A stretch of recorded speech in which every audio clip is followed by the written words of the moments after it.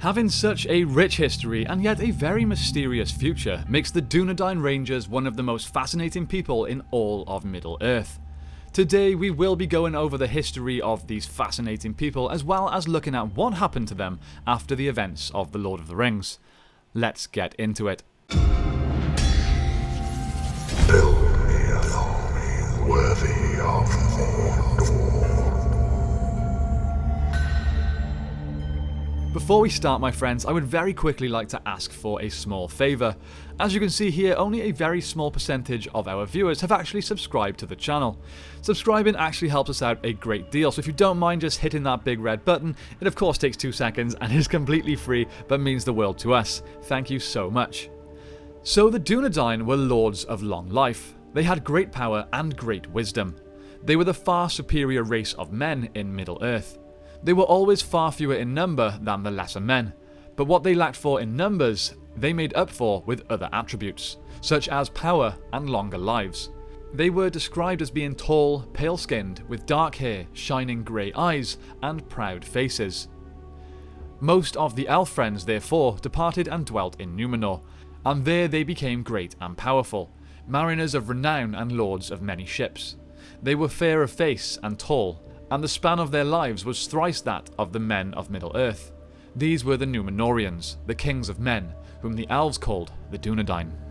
So it was after the downfall of Numenor that the exiles of Numenor led by Elendil founded the realms of both Arnor and Gondor.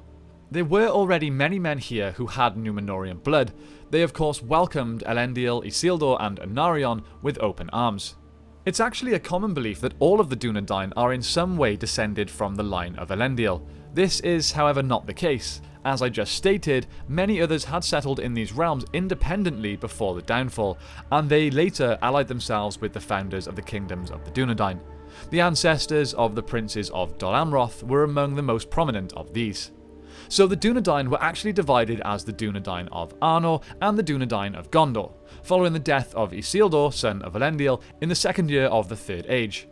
We will look first here at the Dunedain of Arnor, also known as the Dunedain of the North. Isildur's youngest son, Valandil, took up rule in Annúminas, but his people were quickly diminishing, and the northern Dunedain and the men of Eriador were too few to populate and maintain the lands that Elendil had built. Many of the Dunedain of Arnor had died during the War of the Last Alliance and the disaster of the Gladden Fields. After the reign of Eärendil, the 7th king that followed Valandil, the Dunedain of the North became divided into small packs and lordships, and were, for the most part, picked off one by the Witch King-led realm of Angmar. After the Angmar War, the Dunedain of the North were reduced to a small number of rangers that would wander secretly in the wild, protecting the more vulnerable lands of Middle-earth, such as the Shire. Their heritage and history was all but forgotten, apart from in Imladris, also known as Rivendell, where the heirs of Isildur were harboured and their line, from father to son, remained unbroken. Looking now specifically at the Dunedain of Gondor, or the Dunedain of the South. For a long while the splendour of the Dunedain of the South grew, but over time, as it got later and later into the Third Age, the line waned and their blood became mingled with that of normal men, to the point where most men late in the Third Age likely had some amount of Númenórean blood in them. The Great Plague also decimated the Gondorians with many, many deaths, including a lot of the Dunedain of Gondor. After the reign of King Eärnur, royal descendants among the Dunedain of Gondor had become few, and no claimant for the throne could be found of pure Númenórean blood, or whose claim all would accept, and people were afraid of a new kin strife that would devastate the kingdom. Thus, by default, Mardel began the line of ruling stewards of Gondor. After the stewards picked up the southern rule, the remnant of the Dunedain of Gondor still defended the passage of Anduin against the terrors of Minas Morgul and against all the enemies of the west.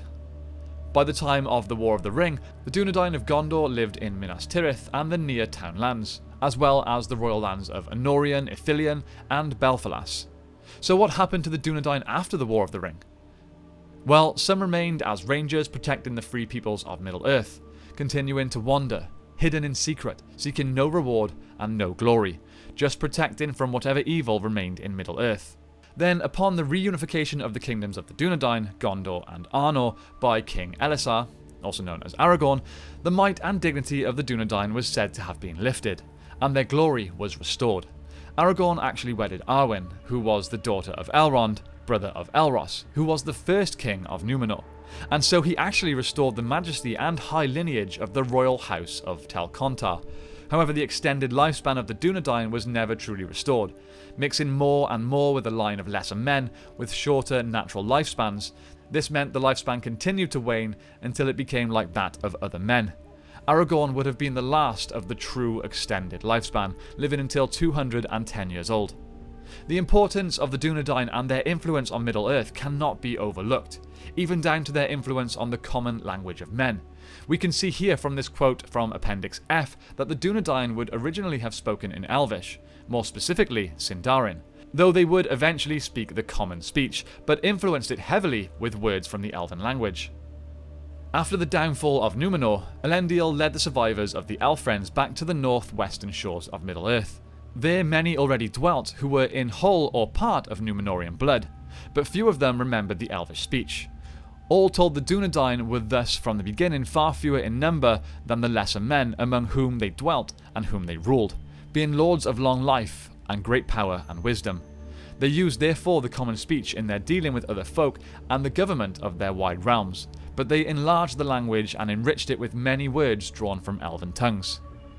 Okay, and that's pretty much all the info we have on the Dunedain for now. I hope you guys enjoyed this brief history on them and had the question that you came here for answered. As you all know, the Dunedain Rangers are one of my favourite peoples in all of Middle-earth, so anytime I get a chance to do a video on them, I'm absolutely going to take it.